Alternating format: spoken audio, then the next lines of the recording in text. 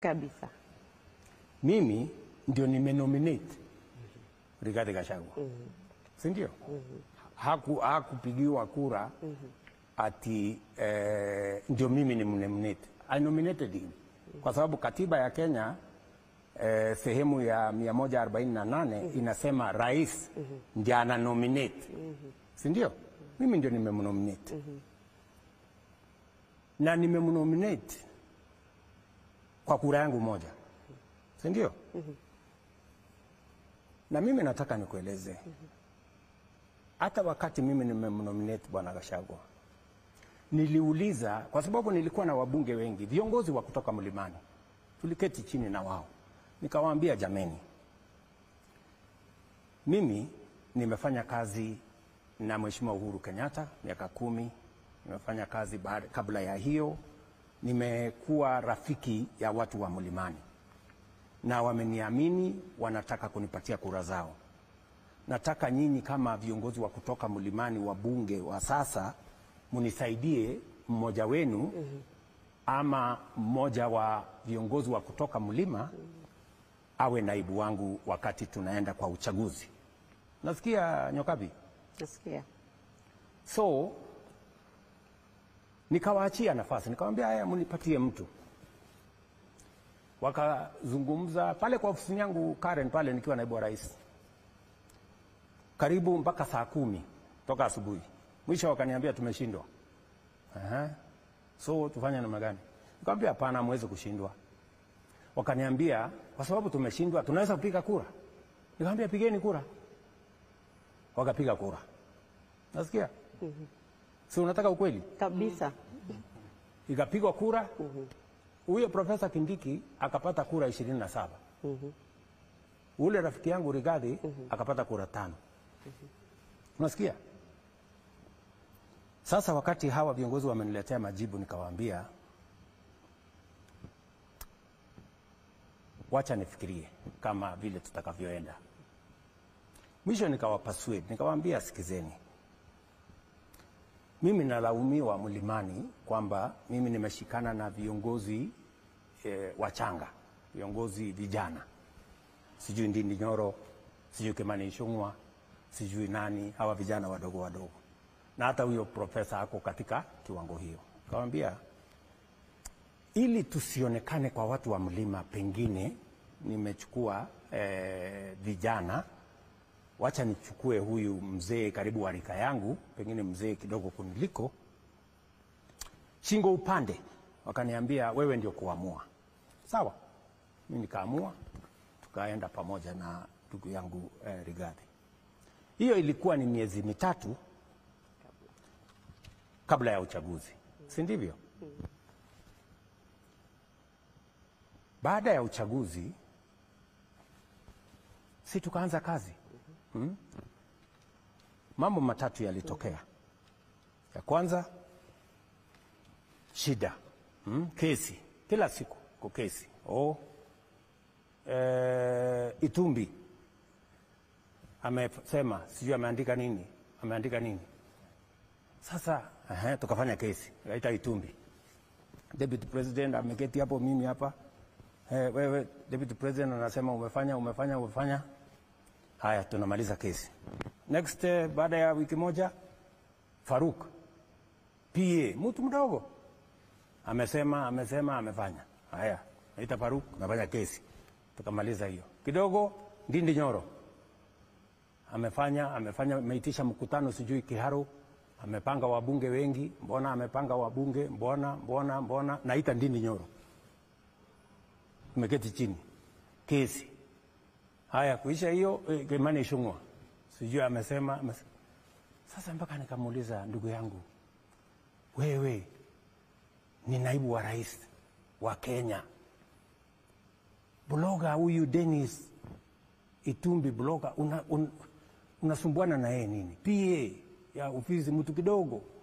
Hawa vijana, sijui Ndindi Nyoro, sijui Kimani Ichung'wah, sijui nani, sijui mama mwingine, sijui anaitwa wa kutoka hapa ati alikuja, sijui anamwambia wewe unazungusha marinda, sijui.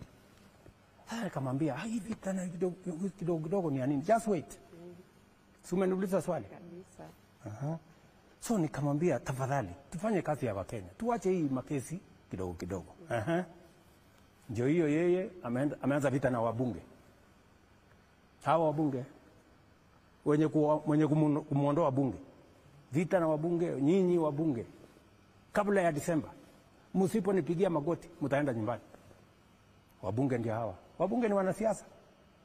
Sasa wabunge wakasema Disemba tutaenda nyumbani tusipokupigia magoti. Okay. Kabla Disemba na sisi tutakushughulikia. Nasikia?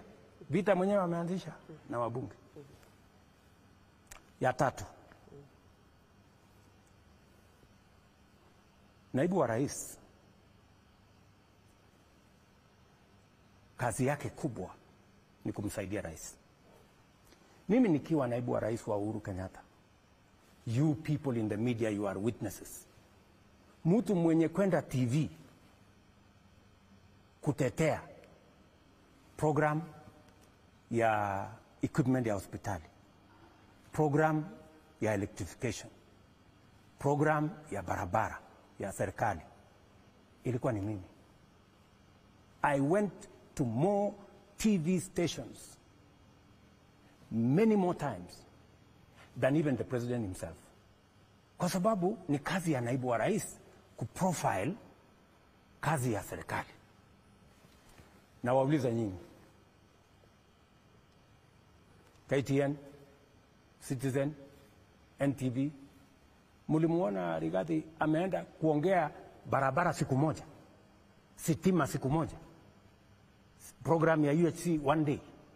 What? For 2 years he never stepped in any station kusema program ya, wacha hata station, hata in public kuongea mambo ya serikali.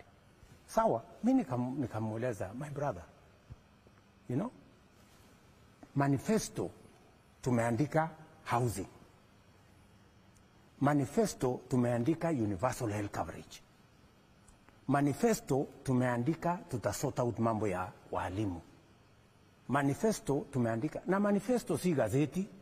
Mheshimiwa Rais. Just wait, manifesto si gazeti. Nikamwambia, we made a commitment to the people of Kenya on housing, on universal health coverage, on making sure that we have a proper CBC model. Sasa kama huwezi kutetea, kama huwezi, na wewe nimekupatia mamlaka, hakuna kitu tumepitisha kwa cabinet ambayo haijaenda kwa ofisi ya deputy president kama chairman wa committee za cabinet. How are we going to run this government? Wacha nimalizie. So I just want you to understand, because ni vizuri watu wa Kenya wanielewe. So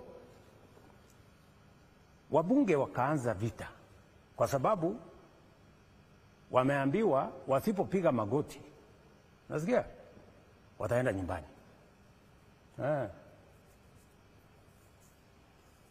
So ikafika mahali hapo, sasa nikaelezana na huyu bwana, sasa my friend, please punguza vita na hawa watu wote. Sasa ikanifikia mimi, mimi sasa, unajua, mimi naweza kukufanya one term president. Usipofanya hii, usipofanya hii, usipofanya hii, nahitaji bilioni 10. Wewe unajua bilioni 10, bwana Waweru?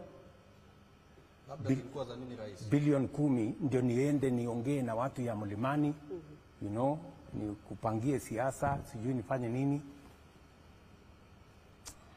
Mimi nikaona hapa, nikamwambia I will not do it. Wacha nimalize. So nikamwambia hii haiwezekani. Na kama ni kuwa one term ni sawa, hakuna problem.